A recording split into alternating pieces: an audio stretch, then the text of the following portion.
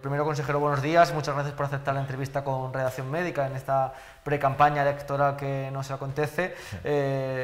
Lo primero que queríamos preguntarle era precisamente sobre esta campaña, sobre esta decisión de la presidenta Isabel Díaz Ayuso de nombrarle usted número 2 a modo de reivindicación del plan sanitario que se ha llevado durante este año y medio de la pandemia. ¿Cómo se tomó usted aquella noticia cuando se vio reflejado o le dio la propia presidenta el nombramiento de número 2 en las listas para las elecciones del 4 de mayo? Pues hombre, con franqueza fue con mucha alegría, ¿no? Porque la verdad es que no me lo esperaba, y lo digo con absoluta franqueza. Yo creo que lo anunció fue un viernes y el jueves por la noche recibí la llamada. Y bueno, en el plano personal, pues por supuesto muy contento, pero yo creo que además, muy bien lo has dicho, ¿no? Que representa, yo creo, el reconocimiento del trabajo de la Consejería y sobre todo de todos los equipos, el equipo directivo de la Consejería de Sanidad, y también del modelo que se ha hecho de la gestión del COVID, especialmente en este último año, ya más de un año que llevamos con la pandemia. Y desde luego, bueno, es un reto, ¿no? Porque ser el número 2 de una lista que la encabeza Isabel Díaz Ayuso, pues desde luego es una gran responsabilidad, pero que aceptó, además encantado. Y ahora, pues bueno, ya el reto lo tenemos cerca, ya quedan, creo que son 19 días para las elecciones, y ahí, bueno, la sanidad está copando gran parte de lo que es la campaña, no porque nosotros queramos meter la estrategia COVID en campaña, pero sí que nos han metido en esa campaña con la vacunación. Bueno, todo hay que estar un poco atento a lo que ocurre, en lo que contáis los medios de comunicación, y bueno, ahí insisto que contento, y además sobre todo me ha alegrado por todo lo que se ha alegrado el equipo también. Consejero, ¿habida cuenta de que nos encontramos en una situación de pandemia por la COVID-19? Y a pesar de que es verdad que la cuarta ola no está siendo tan virulenta como han sido las anteriores, ¿considera que ha sido el mejor momento para convocar unas elecciones en Madrid? Sí, yo creo que las elecciones se convocan valorando todo, ¿no? Si vamos por la parte de lo que era el momento político, lógicamente, como se vio, había mociones de censura preparadas para quitar a la presidenta de esa presidencia de la Comunidad de Madrid, y nosotros entendimos que, además creo que con muy buen criterio, si había que llegar a esa situación, mucho mejor que lo decidiesen los madrileños y no que lo se decidiese a través de una moción de censura. Y luego, en cuanto al entorno de pandemia, bueno, estamos en una situación con una incidencia acumulada sobre los 300, creo que es 347, creo que es la cifra, con una situación asistencial en control, y sobre todo lo que hay que hacer, las restricciones están muy claras a todos los niveles, y bueno, y preparando esa jornada del 4 de mayo, que la votación sea lo más segura posible. Nosotros hemos valorado todo, y la decisión yo creo que está tomada con muy buen criterio, y bueno, los madrileños ya tienen la madurez suficiente como para saber ese día cómo hay que comportarse, y sobre todo, pues que, insisto, que puedan ejercer el voto con absolutas garantías, no solo para los que están en los colegios electorales, sino para los que van a acudir a votar. ¿Y con qué propuestas sanitarias llega el Partido Popular a estas elecciones? No sé si nos puede avanzar algo de ese programa electoral que está a punto de publicarse, algún anuncio, o se presenta con la misma propuesta que se llegaron a 2019. ¿Hay alguna novedad? Sí, bueno, nosotros la parte, sobre todo tiene una parte de lo que es hacer balance de estos 2 años, ¿no? Muy condicionado, por supuesto, por lo que nos ha marcado el coronavirus, que ha hecho que toda nuestra sanidad se transforme de manera permanente, que ese modelo que ha tenido Madrid para gestionar la pandemia es algo que sí que queremos contar. Y luego, pues son retos de cara a futuro. Bueno, si la vacunación, por fin empiezan a llegar vacunas y conseguimos tener ese ritmo y empezamos ya a controlar de manera más clara los contagios, a partir de ahí habrá una transición de la vuelta, bueno, no sé si será la normalidad que vivíamos antes, pero sí a un escenario distinto al que vivimos ahora. Ahí hay puntos importantes, como por ejemplo algo que nos ha preocupado siempre, que es el trabajo de la red oncológica madrileña, que era uno de los puntos importantes. También todo lo que está relacionado con el trabajo no presencial a todos los niveles, algo que nos ha condicionado mucho el COVID, pues tarjeta sanitaria virtual, la e-consulta.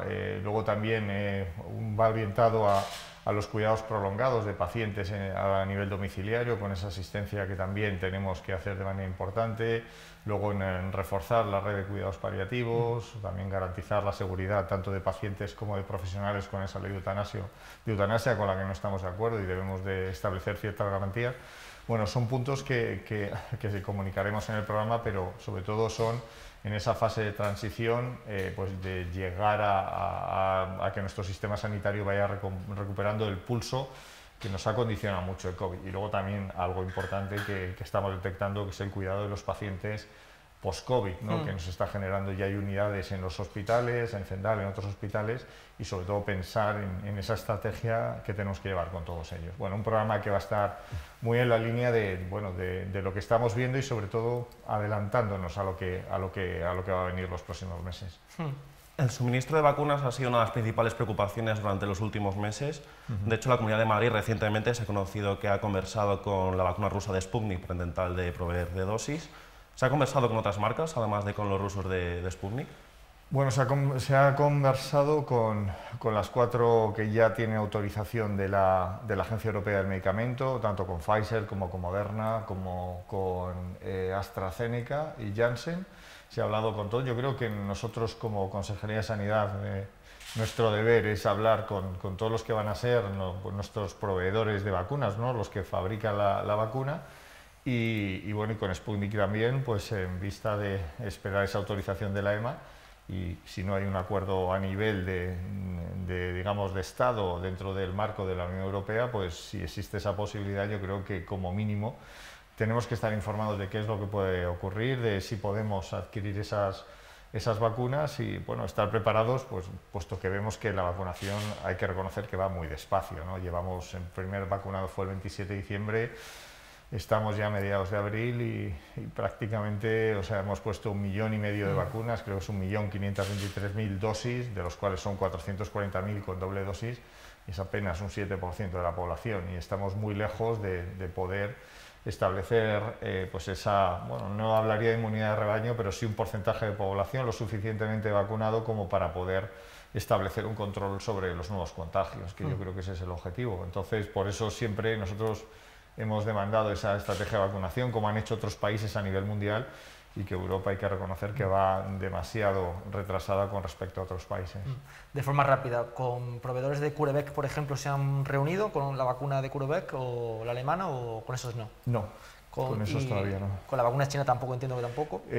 No, estamos tratando de hacer contactos, pero bueno, la vacuna china, su autorización, por la información que tenemos de cara a la Agencia Europea del Medicamento, va con bastante más retraso que Sputnik, que sería la siguiente que se podría autorizar, y bueno, estamos también un poco sondeando a ver cuál es la situación, pero insisto que de momento... Y hablaba que con Janssen sí, y como le han comentado, fue antes de esa reunión, antes del parón que ha propiciado la FDA, o después? Fue antes del parón, tuvimos una reunión con ellos, sí. Ayer la presidenta decía precisamente que pedía a la Unión Europea que dejara vacunarse con Janssen a las personas que quisieran de forma voluntaria.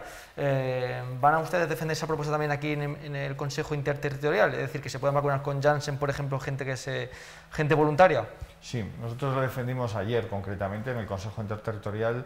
Defendimos tres líneas importantes de cara a la estrategia de vacunación, que pedimos que fuesen al menos valoradas en la Comisión de Salud Pública que se celebra hoy, donde se debaten de manera técnica estos temas.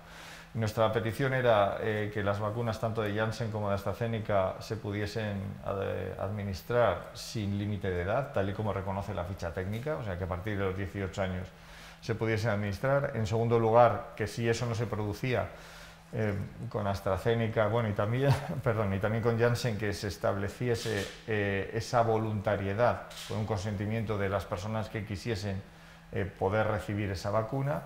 Y luego, en tercer lugar, lo que también defendimos era ir a una estrategia más ambiciosa de primeras dosis, en cuanto a que los estudios que se han valorado tanto en New England o el que ha publicado el gobierno del Reino Unido, o también en Lancet, donde dicen que entre el día 15 y el día 21 de la administración de la primera dosis, principalmente de Pfizer y de Moderna, ya hay una inmunización de un 75 y un 80% de Moderna y de Pfizer.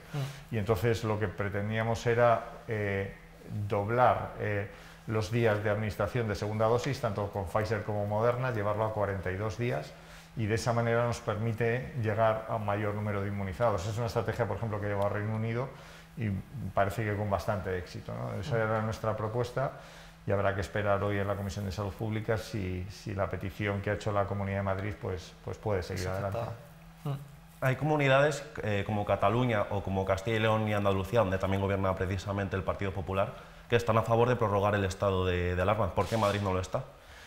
Bueno, porque Madrid cree que hay decisiones que se pueden tomar desde el punto de vista de cambio legislativo que pueden permitir a las comunidades autónomas tener esas herramientas tan necesarias para poder establecer las restricciones tanto en movilidad como son los llamados confinamientos, tanto en domicilio, y hay 3 ámbitos donde se pueden establecer ligeros cambios legislativos y puede permitir en una situación de pandemia establecer esas decisiones. Por ejemplo, a nivel de la Ley de Cohesión, a nivel de la Ley General de Sanidad y en la Ley de Salud Pública. Yo creo que son 3 leyes, además es una propuesta que hizo el propio presidente del Partido Popular, Pablo Casado, que nosotros estamos absolutamente de acuerdo y que creemos que esa es la línea. O sea, yo creo que hay que facilitar que las comunidades autónomas puedan tomar estas decisiones. El Gobierno ha utilizado de manera bastante retorcido, ¿no?, el estado de alarma. Cuando las noticias eran buenas era mérito del Gobierno, y cuando las noticias son malas trasladamos a las comunidades autónomas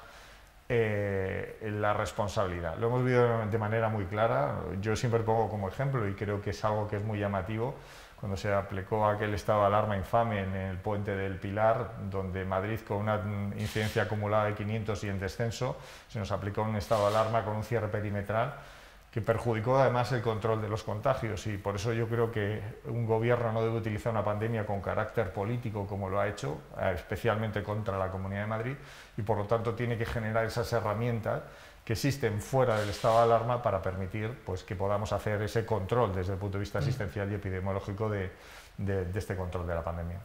De forma rápida, ya mencionando usted el Consejo Interterritorial de ayer y el que se repiten durante muchos miércoles atrás, ¿con quién tiene mejor sintonía ahora? ¿Con Carolina Darias o con el exministro Illa? Bueno, la verdad es que el trato es prácticamente el mismo, no he notado muchas diferencias entre uno y otro. Yo creo que continuamos en esa línea. Nosotros vemos poca acción por parte del Ministerio, además siempre llegando tarde a las decisiones cuando hay que tomarlas. O sea, a nivel personal la comunicación es correcta, y tampoco hago más valoración porque tampoco hay mucho más. ¿Cree que para finales de verano podremos conseguir la inmunidad de rebaño tal y como prometió el presidente del Gobierno, Pedro Sánchez? Está en su mano. La verdad es que todas las noticias que van llevando, cada vez que el presidente anuncia que además que cuenta lo mismo en varias ocasiones, parece que tiene ese tono gafe, que cada vez que hace un anuncio automáticamente después, ya lo hizo con el anuncio anterior y separó la vacunación de AstraZeneca, lo dice con el de Janssen y separa la de Janssen. En su mano está, ellos son los que nosotros no tenemos capacidad de poder comprar vacunas con las 4 autorizaciones que hay ahora, y todo está condicionado a la recepción de vacunas. Madrid tiene músculo suficiente para vacunar 3 veces más de lo que estamos haciendo ahora. Ponemos unas 50.000 al día con los 3 puntos de vacunación masiva, con un pequeño porcentaje en los hospitales, y luego con el papel tan importante que está haciendo la primaria, que está vacunando más del 60% de las vacunas que recibimos cada día, pero aún así todavía nos queda mucha más capacidad en hospitales públicos, mucha más en hospitales privados, poner más puntos de vacunación, y ahora mismo esos 50.000 diarios se puede triplicar. Además lo digo con esfuerzo, pero en muy poco tiempo. Precisamente sobre esa rapidez, sobre esa posibilidad de comprar vacunas, ayer precisamente Redacción Médica dábamos en primicia que desde la EMS hay un resquicio legal para comprar vacunas siempre y cuando un país de la Unión, en este caso Hungría, autorice una vacuna, que en este caso es Sputnik. En el caso de que ustedes tengan el visto bueno de la EMS, que la EMS reconoció a este diario que se podría hacer a través del mecanismo de falta de fármacos, que en este caso sería, ante una pandemia, la falta de vacunas, ¿ustedes estarían dispuestos a comprar vacunas Sputnik y administrarlas fuera del criterio del Ministerio de Sanidad? Vamos a ver, nosotros necesitamos tener bien claro que esa compra se puede realizar. Si esto fuese así y tuviésemos la opción, además nosotros nos ofrecimos en ese punto a hacerlo de manera no solo para la Comunidad de Madrid, sino para el Sistema Nacional de Salud. Entendemos que no es algo que queramos solo para los madrileños. Yo creo que la inmunidad, y además por la movilidad que hay en España, es bueno que se produzca a todos los niveles del territorio, y nosotros ahí estaríamos dispuestos a, si existe la opción de compra con todas las garantías para poder hacerlo, nosotros precisamente dimos ese paso para eso, ¿no? Para tratar de que viniesen más vacunas a España y tener el mayor número de inmunizados. Eso ha sido siempre nuestro... Y además que creo que es un deber, y todo este trabajo que estamos haciendo, pues el Ministerio debería tenerlo mucho más adelantado. Ya ahí creo que son 4 gobiernos, el de Austria, Hungría, Alemania, incluso de la región de Baviera, donde ya tienen acuerdos de compra. No entiendo por qué el Ministerio de Sanidad del Gobierno de España no está ya en esa línea. Debería hacerlo sin ningún género de dudas. Estamos siempre condicionados a esa llegada de millones de vacunas, pero que no se produce. Es que vamos a hacer 4 meses desde entonces y el nivel de inmunizados es bastante bajo.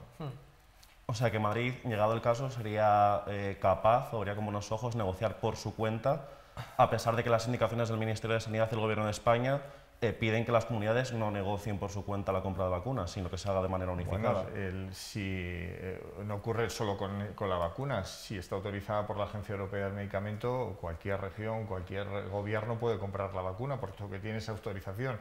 Entonces nosotros, insisto que si se dan las condiciones, digamos, desde carácter administrativo o jurídico-administrativo para poder realizar esa compra, nosotros, si tuviésemos la opción, lógicamente nuestro deber es traer vacunas. Cuanto más madrileños haya vacunados, cuanto antes, muchísimo mejor.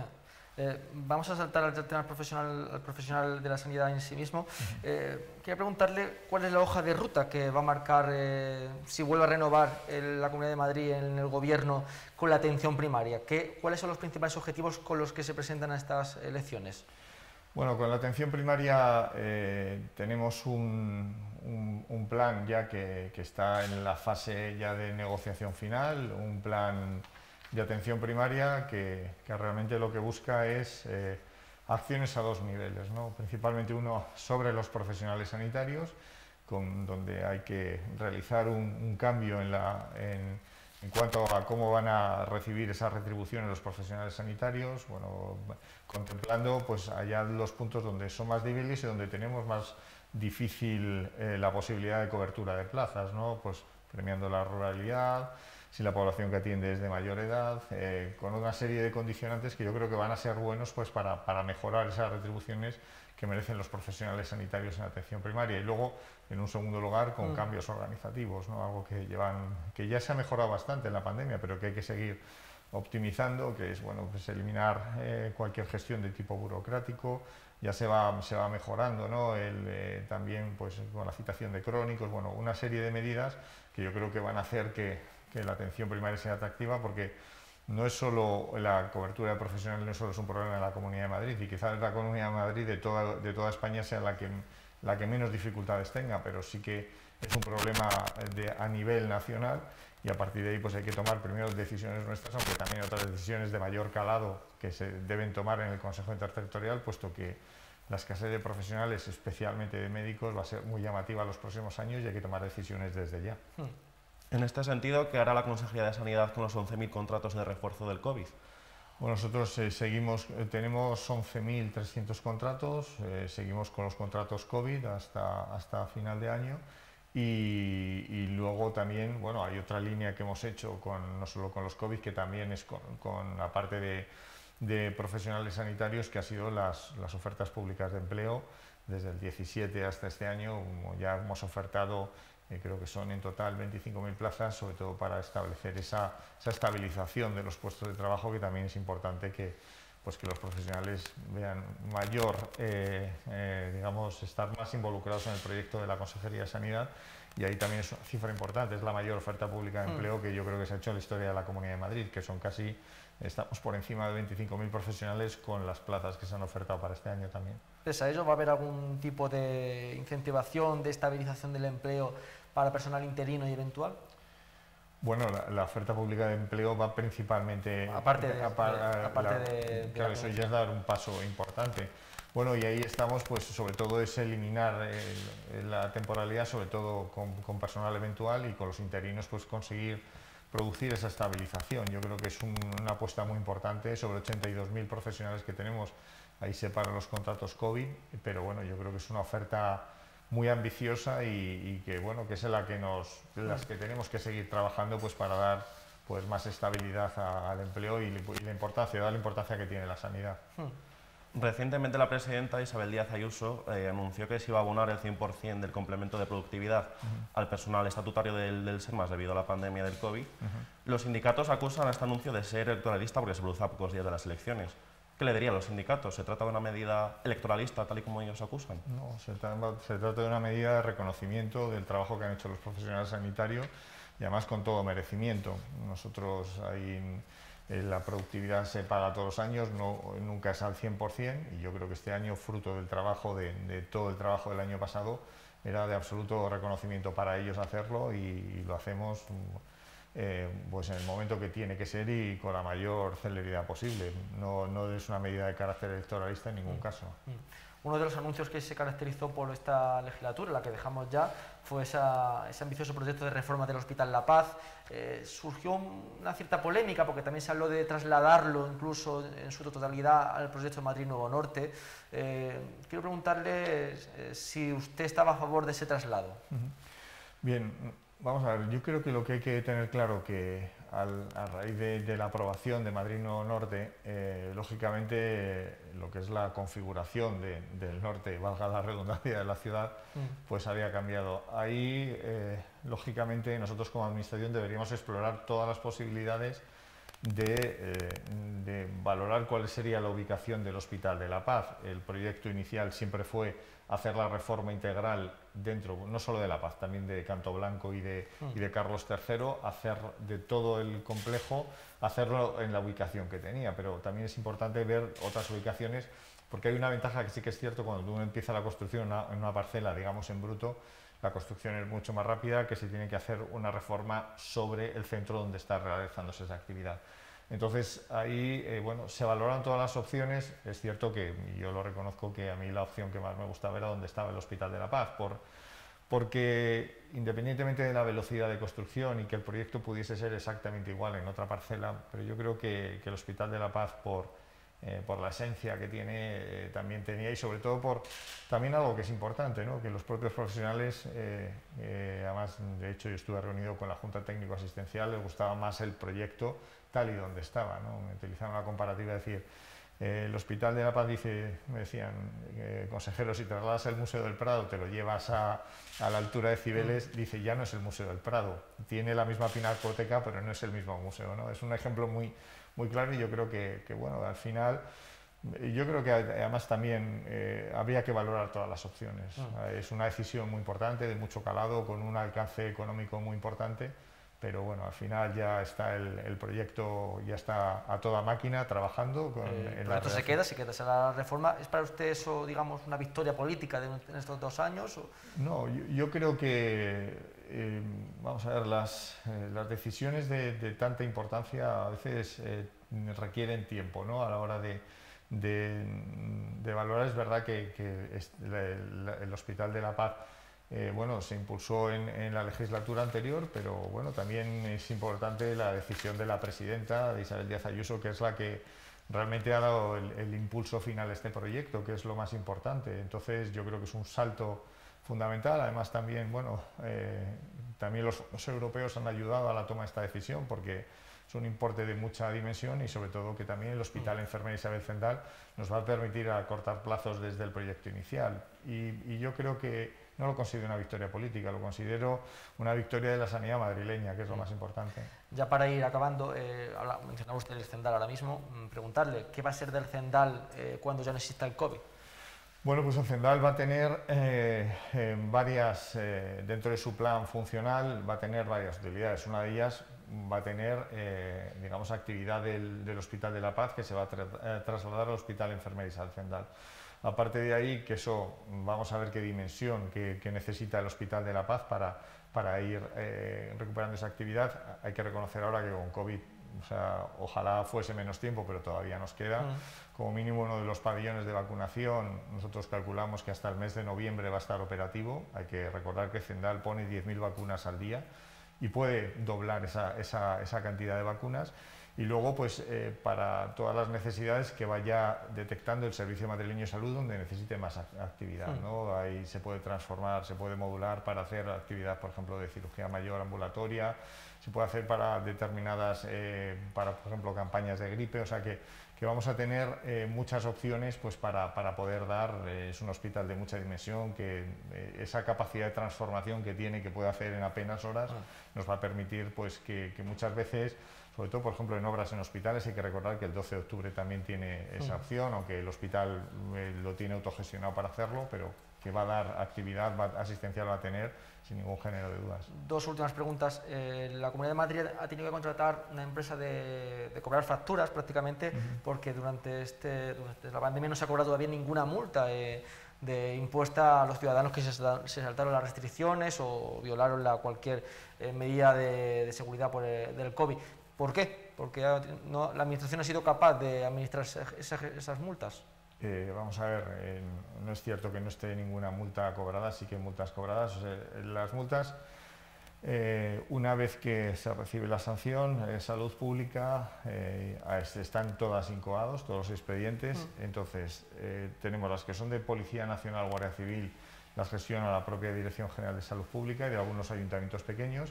Hay otros ayuntamientos que las gestionan ellos directamente, que son los que una vez que ponen la sanción cobran la multa, que también lo están haciendo, y luego nos ha llegado principalmente porque todo el grueso del Ayuntamiento de Madrid han llegado, creo que son la cifra de 46.000 multas que llegaron a finales de marzo, y entonces, dado el volumen, hemos decidido contratar a esta empresa pues para dar la máxima velocidad a la gestión de esas multas. Y bueno, todos estos expedientes pues todos llegarán con la sanción correspondiente, que son de distinta categoría, ¿no? Por mal uso indebido de mascarilla, por distancias, por saltarse toque de quedas, por todas esas decisiones. Y nosotros, bueno, pues hemos actuado, puesto que Salud Pública en este sentido no tiene, o sea, no está acostumbrada a gestionar ese volumen tan importante de multas, y bueno, lo hemos puesto en marcha con la mayor celeridad. Y ya por último, en este contexto de política en el que estamos siempre en confrontación, quería preguntarle, a raíz también de los diferentes debates que tuvo durante los 2 últimos años en la Asamblea con su colega médica Mónica García, y que ahora es candidata a presidir la Comunidad de Madrid, si me puede decir algo positivo de ella, como médica, como ambos que son médicos. Bueno, vamos a ver, si la parte política, desde luego, o sea, un poco podría destacar de ella, y lo digo con franqueza, porque muchas veces uno, cuando no puede estar permanentemente en esa confrontación y a veces utilizar ese lenguaje y esa actitud negativa, ¿no? Permanentemente hacia el gobierno. Bueno, algunas de las propuestas que han hecho en ocasiones son propuestas en las que hemos coincidido, ¿no? Cuando hizo la propuesta de permitir a los médicos de otras nacionalidades conseguir la especialidad, hemos tenido algunos puntos, pero no muchos, y lo digo con tristeza. Tenemos una visión totalmente distinta de lo que es la gestión sanitaria, pero bueno, también nosotros hemos llevado una trayectoria durante todos estos años, y bueno, y Más Madrid, con Mónica García, que ha sido la portavoz de Sanidad, ha llevado una línea totalmente distinta. Entonces, y además es que ellos sí que han buscado la confrontación de manera permanente, con lo cual para nosotros es complicado sacar lecturas positivas, pero bueno, a ver si con el tiempo podemos ir mejorando en esa parte. El tiempo dirá. Sí. Pues consejero de Sanidad, Enrique Ruiz Escudero, muchísima suerte para estas elecciones del próximo 4 de mayo, agradecerle su visita a Redacción Médica, y esperemos volver a vernos pronto dentro de esta futura legislatura que comienza los próximos meses. Muchas gracias. Pues nada, muchas gracias a vosotros, un placer. Gracias.